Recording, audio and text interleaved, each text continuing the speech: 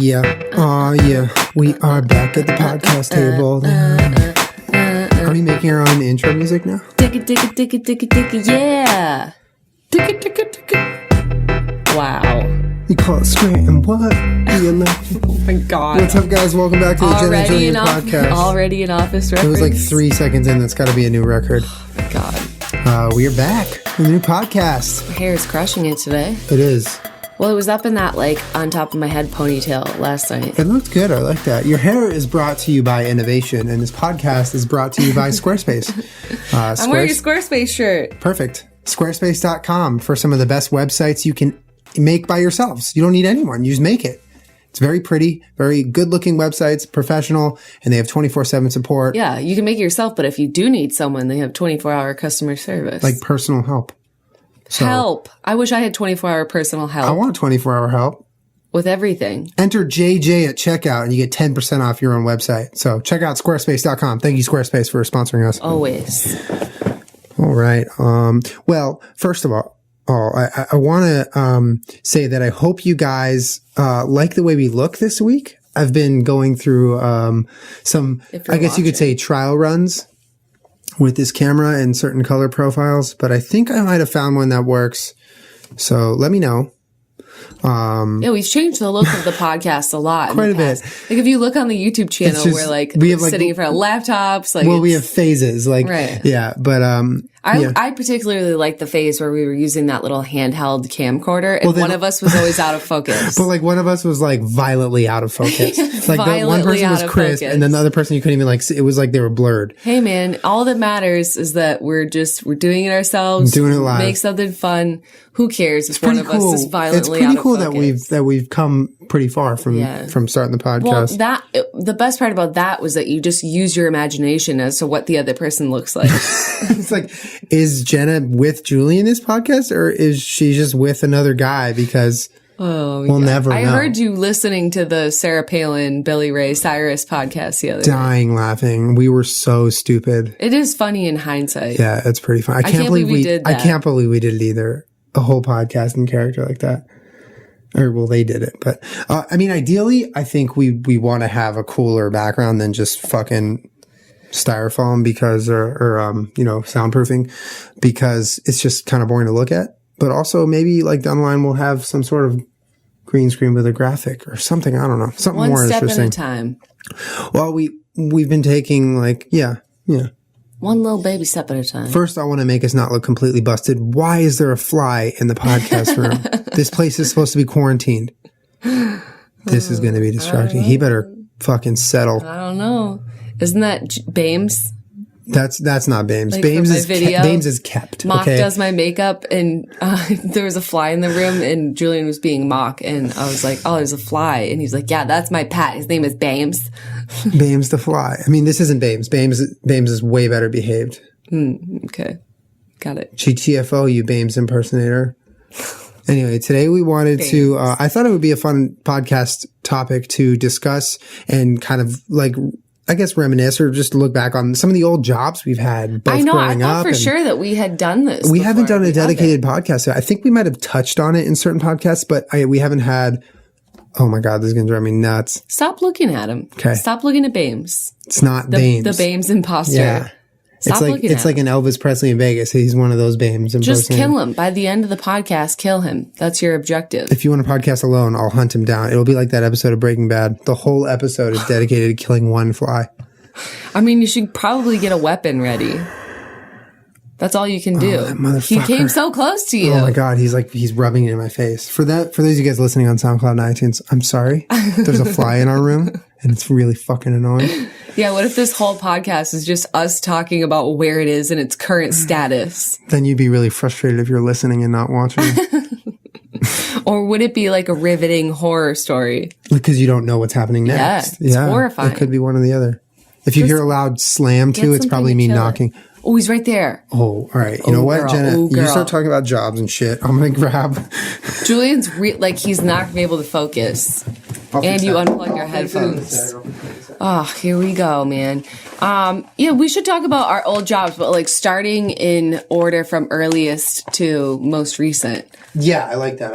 And because I used to have some funny stuff or some weird stuff. What was like, oh my God, Julian. For sure. Oh, he's got a magazine right now. Why did you fold that? I was keeping that.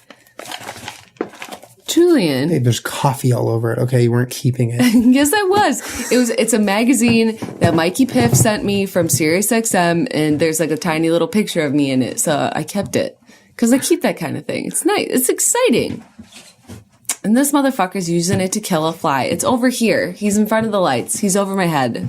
Oh my God. Julian, I swear. Oh, okay. No, all right. Oh, he's over here. Oh. Okay, this podcast has digressed. Julian, you better get him. I'm trying. He's so fast. Oh my God. He just like Michael Jordan jumped across the room. I think I got... Oh, no, I didn't. Oh, you mother... Oh, it's over my head. It's over my head. It's over my head. I need a good angle of the room. So what was your first job? Okay, so here's what's going to happen. I'm going to tell you about some of my first jobs, and Julian is going to narrate his fly activity in the background. Oh, he's up top. Oh, got him! Yeah, he did. Yay! Good work, Julian. Ew, why are you bringing him over here? Ew. Put him away. This motherfucker is gone. Goodbye, sir. Okay, all right,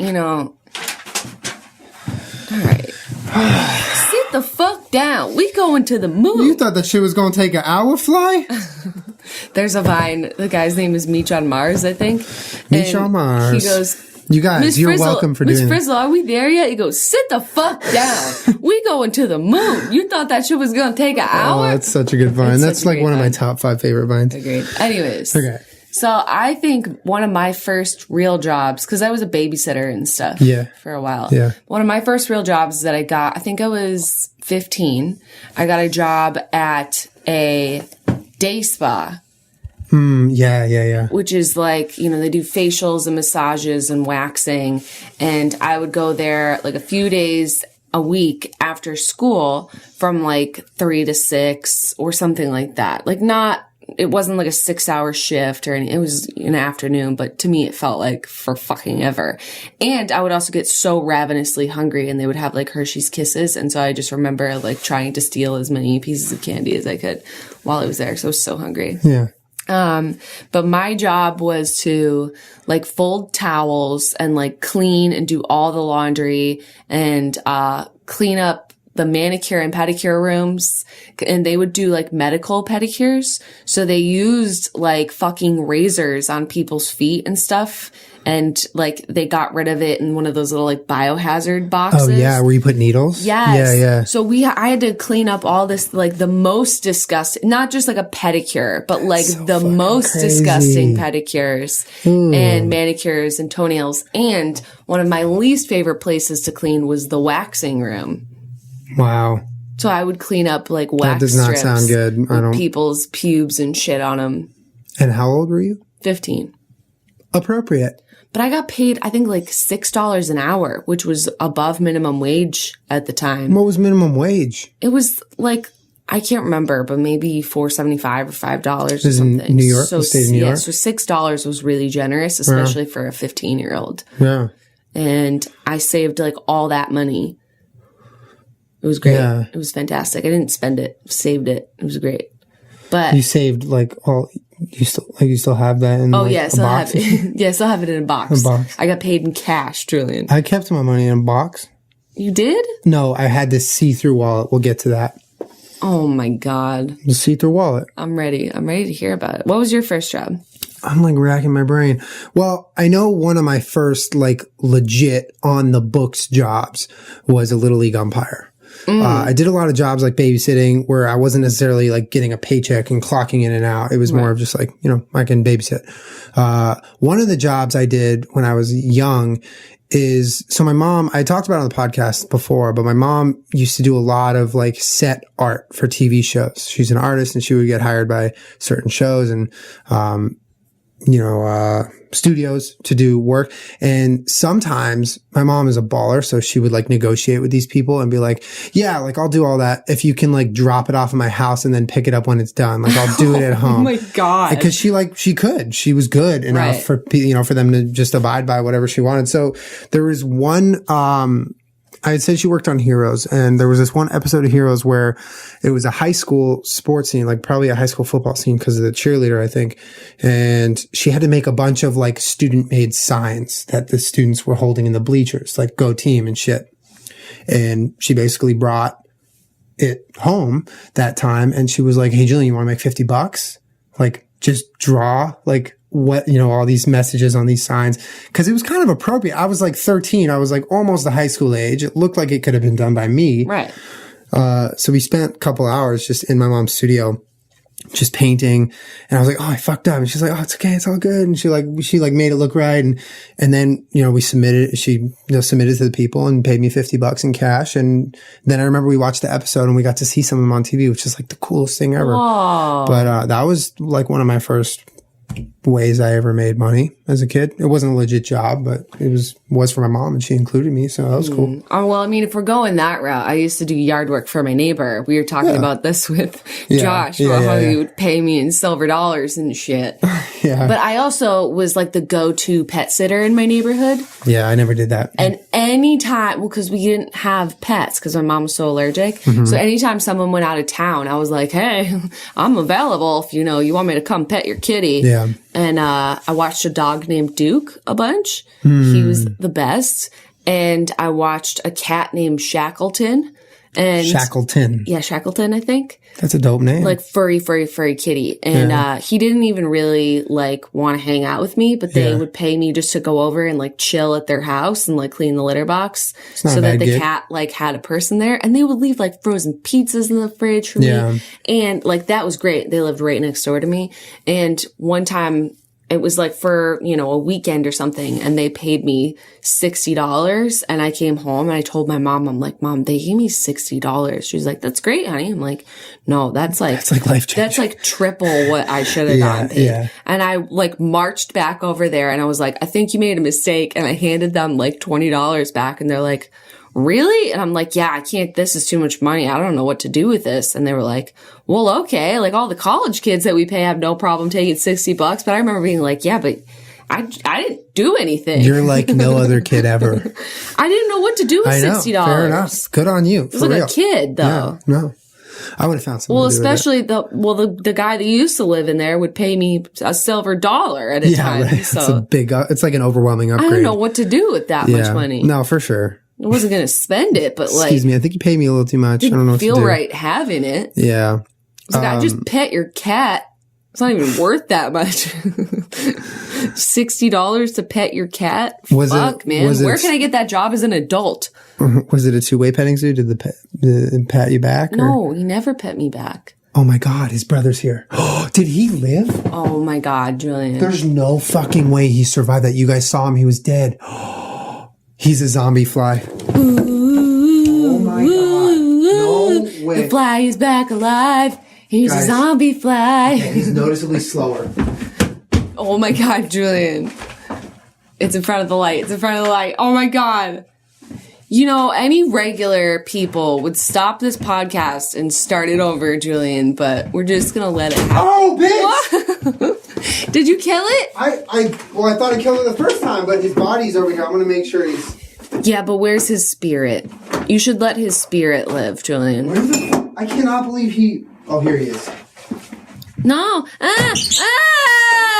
Right. Oh, I don't like when he does that. When Julian kills a bug, he doesn't just like hit it and then like take it outside or something. He takes his foot and then like... Can I tell you why I do that? Swishes it across the room. Can I tell you why I do that? Why? We're living it. That's why. I hit him with a thing. I thought I was being nice, and he came back from the dead. You gotta smush him into the ground so he doesn't have two lives. I know, but there's like spiders and stuff that you kill on the wall and squish it on the wall, and there's still like bug parts on parts of the wall. You clean it. It's okay. So my job. Oh my God. Oh man. Sorry about that, guys. I'm 100% sure that fly just turned into a zombie. He did though. He did. I gave him a close look, at the fly. Like, that was a fucking dead ass fly. And he legit is now dead. Right, he's not coming back from If he comes back, like, I don't know what I'm gonna do. I'm not gonna kill him. I'm gonna freak out. Yeah. So I did a lot of jobs. Sorry, you good? You done? Yeah. Okay. I did a lot of jobs surrounding like Little League when I was a kid, because that was like my life. Everyone just was always at the park playing Little League or watching other games, playing Little League, watching other games, or working the snack bar. You did that a lot, which is fun because you just snacked on shit the whole time. But there was this one job that I basically like created for myself, which is really cool. I was like in high school. So this is way after Little League, but I was in high school and I was like in love with catching. That was my position. I like found catching to be so fun. Yeah, them hammies and quads don't lie though, Julien. Oh, thank you, baby. He's got like a jacked lower body. My upper body is shit, but my lower body is jacked. That is not what I'm saying. Even Todrick Hall. Can we tell the Todrick story? You can tell the Todrick story. So before Todrick Hall is like really big on YouTube. He's really big on everything. For those of you who know who he is, if you ever flown Virgin Atlantic, there's a music video and he's the main guy in it. It's a pretty dope video. That's Todrick, but he like I don't know for that particular, but I imagine he choreographed and wrote the whole song. Like, he's just wonderful. Before he knew that Julien and I were dating, he had seen Julien like at an event. Miranda show. Oh, a Miranda show. And I wasn't there. I forget what I was doing that night, but I couldn't go. Yeah. Was I out of town? I don't know. I can't remember. I can't remember either. But Todrick had seen and met Julien and sneakily took a picture of your butt because he was like, it's like the best butt ever. And then, months later, he realized that Julien was my boyfriend. And Todrick texted me. He was like, can I tell you something without you getting like creeped out? I'm like, yeah, sure. He's like, I don't think he sent me the picture, but he was like, your boyfriend literally has the best butt I've ever seen. Like, I wanted to take a picture of it. Or did take a picture of it. Yeah. And I like died fucking laughing. I'm like, dude, I know. And then I took a picture of your butt and sent it to Todrick. I love Todrick. He's very nice, but that's a hilarious story. It's like hilarious. Right? I mean, I love that you just like, Jenna came to me and she was dying laughing, like crying laughing to the point where she like couldn't even speak. I was like, what is going on? Who are you texting? Because she was texting him like nonstop. And I was like, what is going on? She was like, yeah. So remember that guy Todrick you met at the show a couple weeks ago? And I was like, yeah, I remember him because I met him. Like, we shook hands, we introduced ourselves. He like sat next to me. And she was like, yeah, he took a picture of your butt because he thought it was a really great butt. And now he sent it to me because he now found out that we're dating. It's just a really funny story. Crying, laughing. I just love that he took a picture of it. Like, he didn't just like He just wanted to see it. Like, he wanted to remember what it looked like. I was wearing jeans. You can't even see my butt. That's what you think.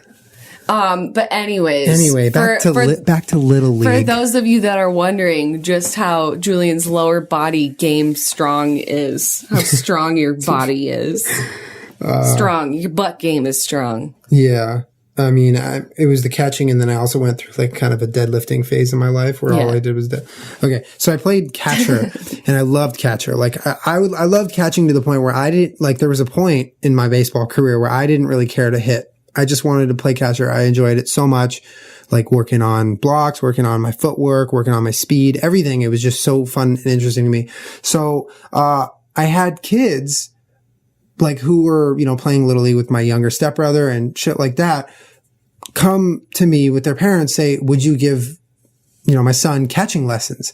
And I had taken catching lessons when I was like just entering high school, from a guy named Brent Main. He was a pro catcher for the Royals and a couple other teams. My dad hooked that up. I was so thankful for that. I mean, that was the craziest experience ever. But basically I had those like couple of lessons.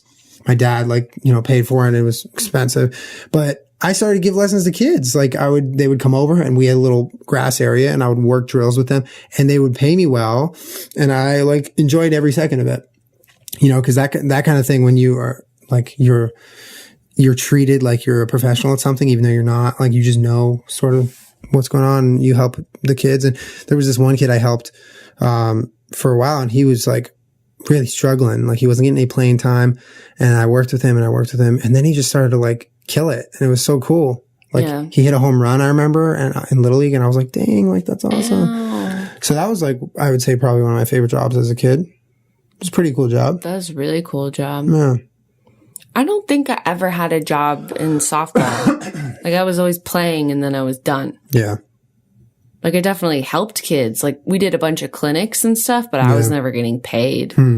Where we would do it, we would do it more in the way of like, well, because when I was a kid, we would go to like colleges and stuff for summer camp for softball. Yeah, yeah. And it was like the coolest thing in the world when you're like a, teenager or a young teenager, 12, 13, and college girls are teaching you how to play. The coolest thing ever. Oh my God, that camp was like my favorite thing in the entire world. And I really wanted to go play there when I got college aged or whatever. But then I was like, no, I don't, that's kind of in the middle of nowhere. Yeah. Like, it's not really what I want for my life. But I would have loved to do it. But then when we were at Suffolk, what we would do is we would sell tickets basically to like a Suffolk clinic, and kids would come and we would teach them, anything. Well, because we do it as a team, but we'd use it to fundraise for uniforms and cleats and bats and all that shit. Yeah. So, but it was never me personally. No, that's really cool.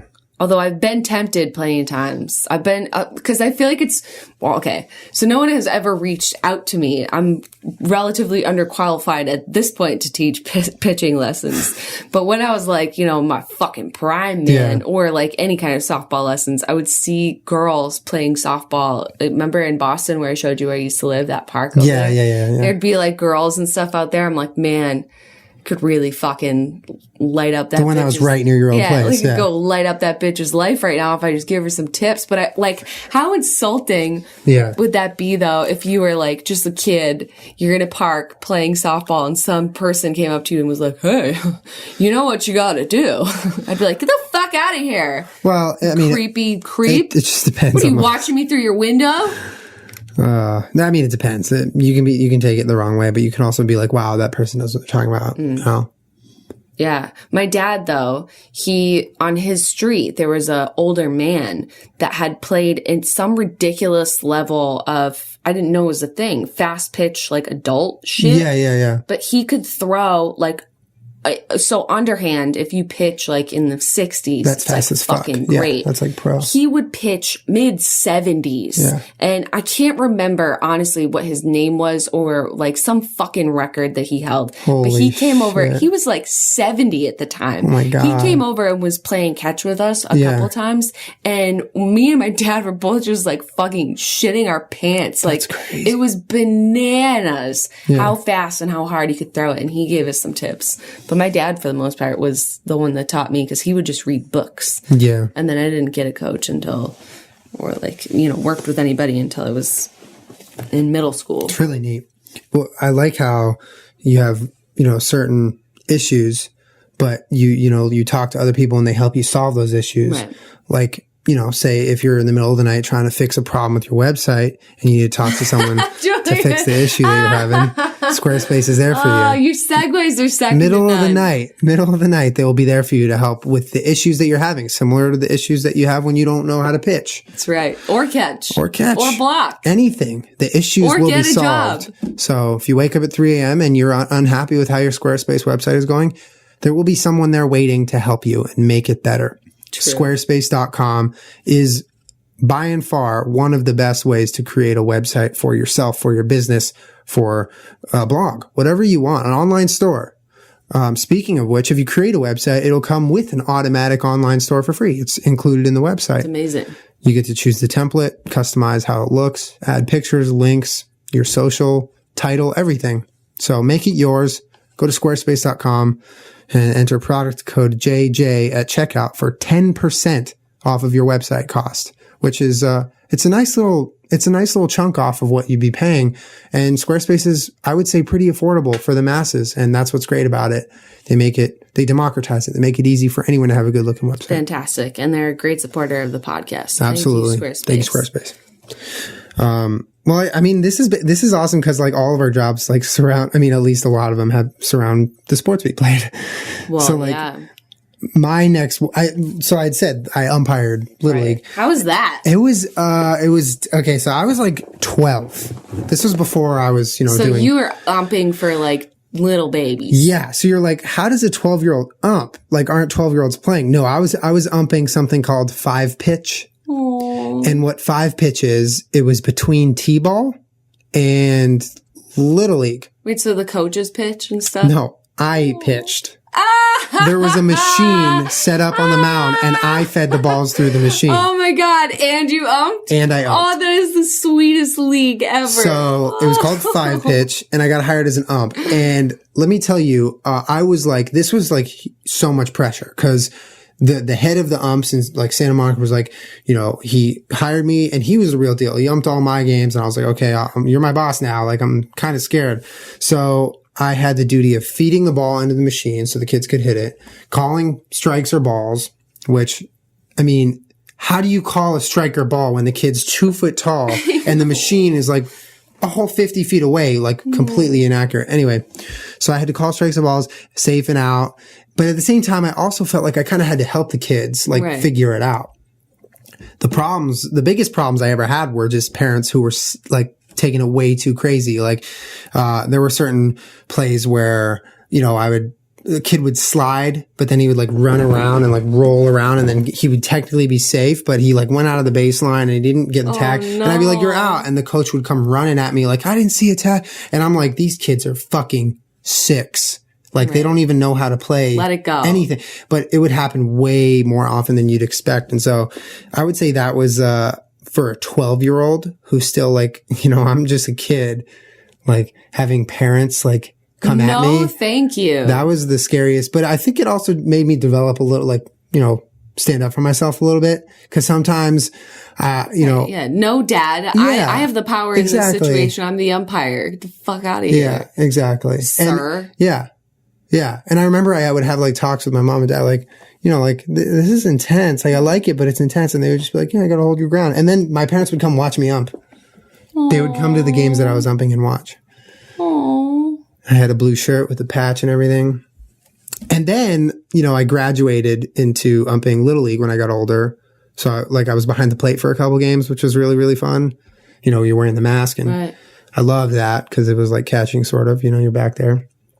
But yeah, umpiring was one of the main jobs I had as a kid.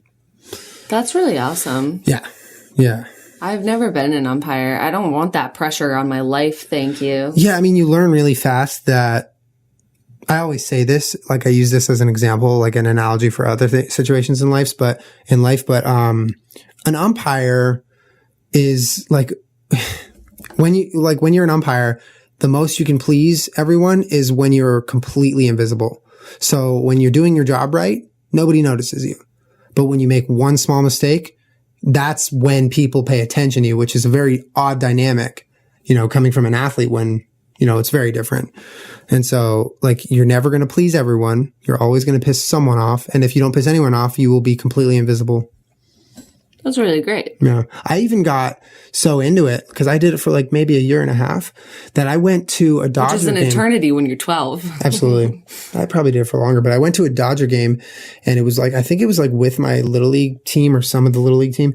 And I got to meet the pro umpire for that game because he came over and I was like with my mom and he came over and my mom like got his attention, was like, hey, my son's like a junior umpire. Would you like to meet? And he like signed something for me. And now I'm on some newsletter still. I get emails from the association still saying like, you know, here's our monthly news or whatever. But I was like stoked to meet a major league umpire. Oh, yeah. I bet you made that guy's day.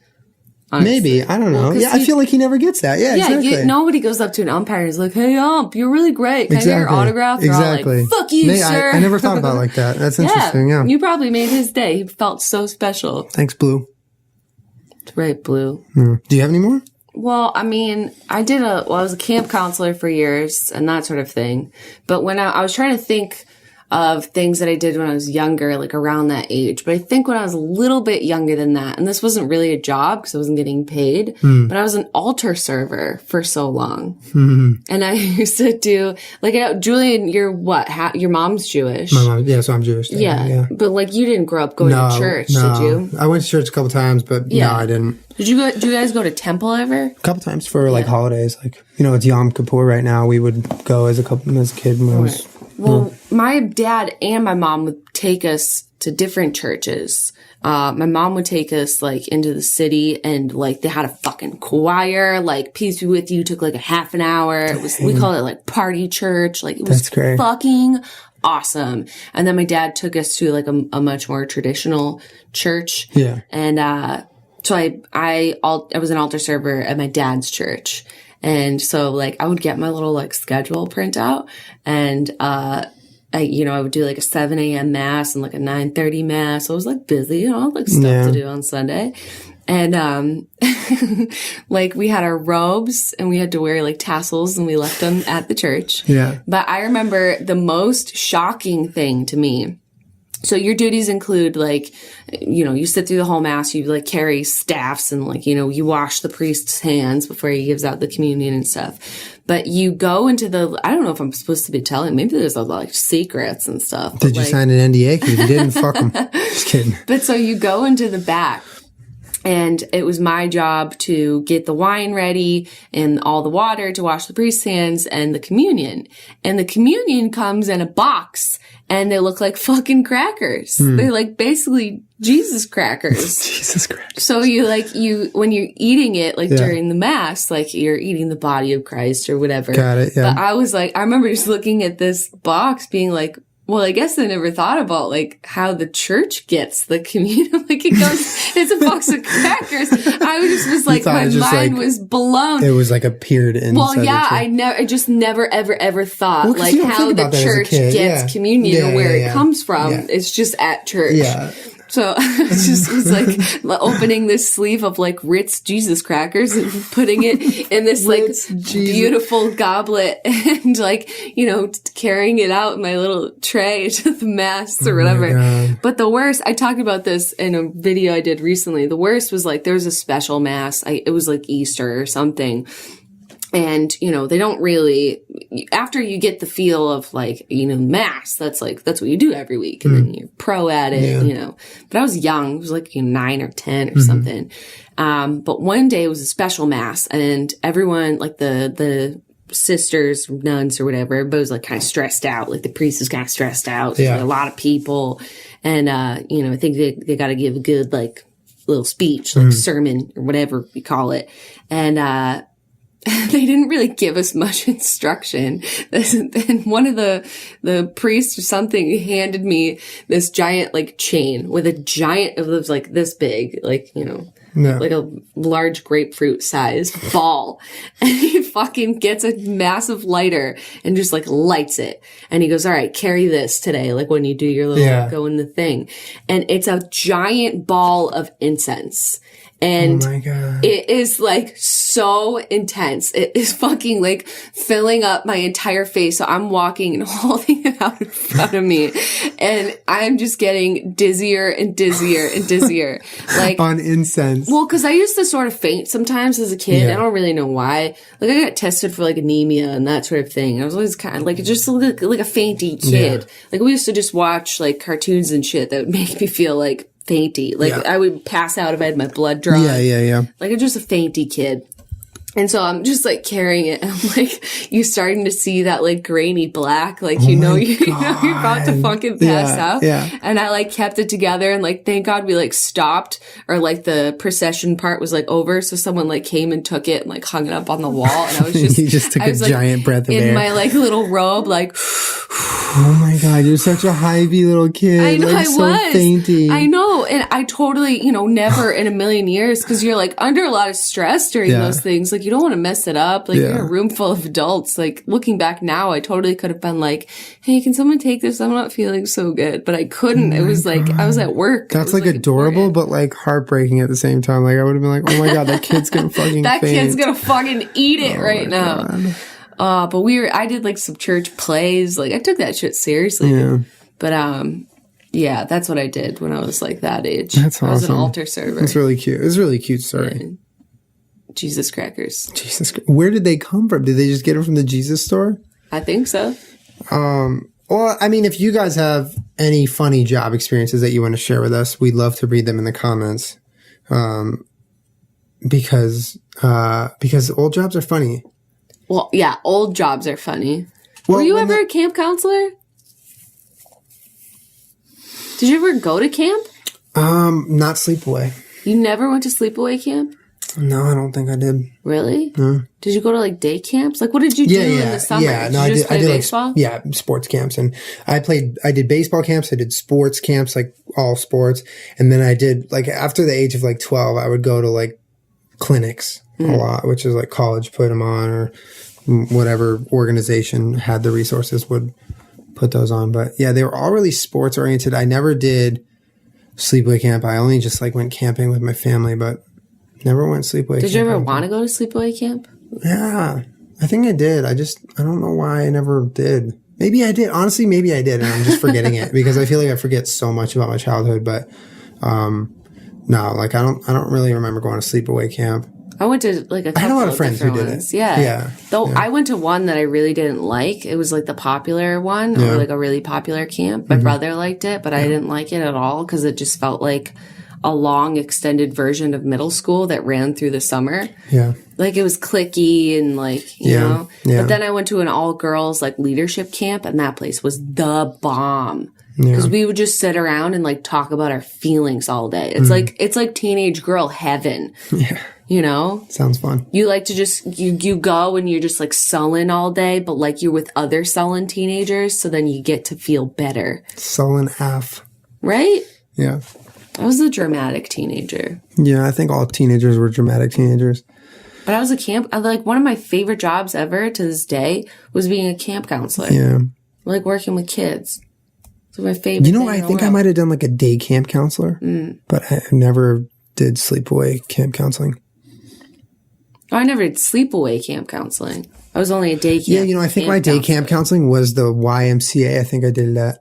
Or the Boys and Girls. I can't remember where it was, but it was one of those places. I worked at the Boys and Girls Club too. Yeah. High five. I love the Boys and Girls Club. Boys and Girls Club was the best. I used to go and watch all the basketball games at the Boys and Girls Club because it was just like it was so much fun. Like you watch. The one in Santa Monica? The one that's like right there? Yeah, on Lincoln. That's awesome. That's been there forever. Has it really? Yeah, I mean. What a location that one's in. Crazy. Huh? I used to get a cup of noodles and sit in the audience and watch games for hours and I loved it. Really? I can't eat it now, but when I was a kid, I was like, cup of noodles and basketball, let's do it. Where I grew up, the place to go, like if you're a kid and hang out was the YMCA or the JCC. Yeah, ours was the Boys and Girls Club or the YMCA. Dude, the YMCA was gross, but the JCC was the fucking bomb. Oh my God. You didn't have to be Jewish to fucking go and hang out there either. Same with the Boys and Girls Club. It's like what's Christian club, right? Or, well, the YMCA is. The YMCA is. Boys and Girls Club. Well, yeah, they're right. I mistook that. Yeah. So, but yeah, I know. It's the same thing. I love that. It was the best. Yeah. Like we used to go at like after school, we'd go to the JCC and like hang out in like the teen center or whatever. Yeah. Or you like go swimming, you go to the fucking get some snacks. Like it was just very friendly to kids, like to have a place to go after school. Yeah, there was you're not like causing trouble and shit. We also had after school programs that were similar, like stay after school, and there was like games you could play and counseling. Yeah, we had those before school too. Did you ever have those before school? I only did them after school, so I don't know. But thinking about that as an adult, like what a drunk thing to do as like a teacher. Before like class. You telling me I have to be here at 4:30 in the morning so motherfuckers can play war ball and dodgeball and shouldn't shit? Everyone be sleeping right now? Yeah. There was this game. I don't fucking remember what it's called, but it was like this board.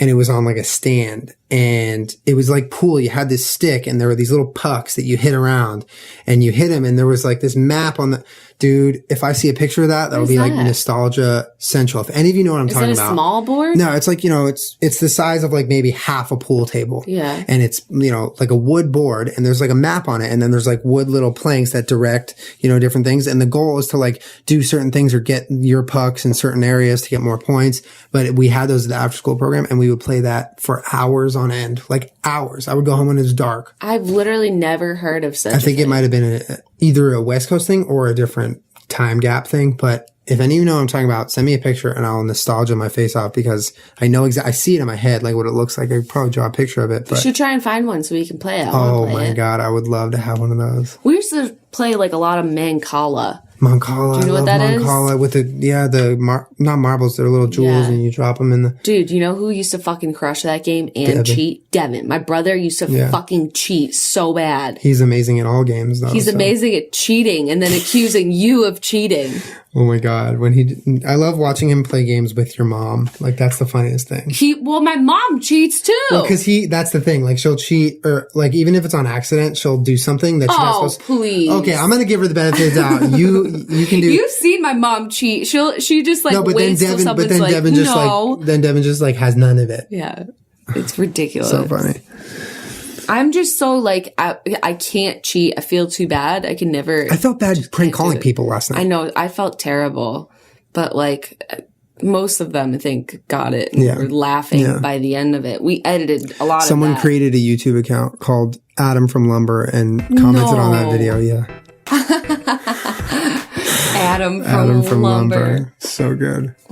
But like I said, guys, hit us up in the comments with your funny job stories because we'd love to read them. Yeah, I want to read them. It's really funny. Yeah, for sure. And good little reminiscing of our jobs. Thanks to Squarespace again for sponsoring our podcast. Thank you, Squarespace. As always, Squarespace, we love you. I said this last time Squarespace sponsored us. Tweet us your Squarespace websites if you have them because I love checking them out. Squarespace is very popular, so I've seen a lot of people who A, already had websites for Squarespace, or B, got them from our podcast. Right. But send us those websites and send us your before and after pictures. Of when send us your personal blog and then your after Squarespace website. Yeah. Beautiful templates, easy design, customer support 24/7. Squarespace.com. Enter JJ at checkout for 10% off your website. Thank you, Squarespace. Thank you, Squarespace. And thanks for this shirt. Yeah, shirt's comfortable. So is this shirt, but this is Hook Grip, not Squarespace. Hook Grip for the win. Yes, Hook Grip. But thanks, guys, for watching and listening and hanging out. We'll see you guys next week for another J&J podcast. Yeah, good podcast. Pop up. Later, guys. Okay, bye, friends. See you later. Whoa. Do I get a high five or are you just gonna ignore me? How much do I have to high five? Later, guys. Bye.